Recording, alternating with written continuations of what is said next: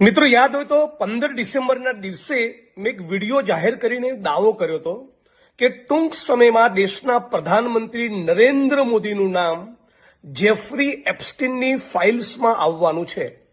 Jeffrey Epstein એ માણસ છે જે દેશ અને દુનિયાના મોટા મોટા પૂંજીપતિઓ, ઉદ્યોગપતિઓ, સ્પોર્ટ્સમેન, સેલિબ્રિટીઝ અને જે પણ સાધન સંપન્ન માણસ છે એમને 18 વર્ષથી નાની દીકરીઓ પ્રોવાઈડ કરતો હતો।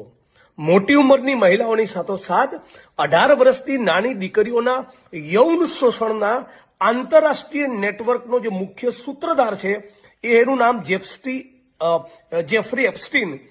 આ માણસે જે ઈમેલ્સ કમ્યુનિકેશન્સ કર્યા હતા એમાં 30 લાખ પાના, 1,80,000 જેટલા ફોટા અને લગભગ 2,000 જેટલા વિડીયો છે। આમાંના એક ઈમેલમાં નરેન્દ્ર મોદીનું નામ એવા ઉલ્લેખ સાથે જોવા મળ્યું કે અમેરિકાના કહેવાથી અમેરિકાના ફાયદા માટે નરેન્દ્ર મોદી ઇઝરાયલ જાય છે અને ત્યાં ઇઝરાયલમાં જઈને નાચગાન કરે છે। અમેરિકાના પ્રેસિડેન્ટના ફાયદા માટે ઇઝરાયલ જઈને નરેન્દ્ર મોદીએ નાચવા ગાવાની શું જરૂર પડી?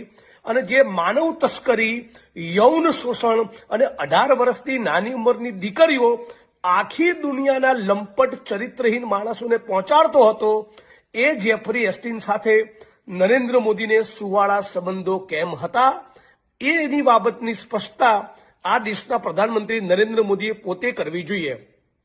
આજે ગઈકાલે ખુલાસો થયો, એ ખુલાસા થકી ભારત અને આખા ગુજરાતની અસ્મિતા ગૌરવ ખંડિત થયા છે।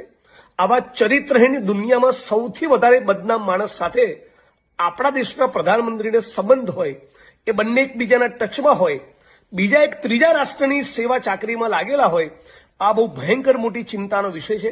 એટલે ભારતીય જનતા પાર્ટીના મતદારોની આંખ એટલીસ્ટ હવે ઉઘડે એવી અપેક્ષા વિડીયોના માધ્યમથી રાખું છું।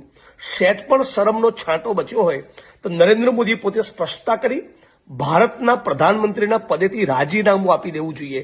બલકે ગુજરાત અને દેશને નાલોસી પહોંચી બદનામી થઈ એટલે ગુજરાત અને દેશના નાગરિકોએ સાથે મળી સર્વ સમાજના લોકોએ આ દેશના પ્રધાનમંત્રીનું રાજીનામું માંગવું જોઈએ।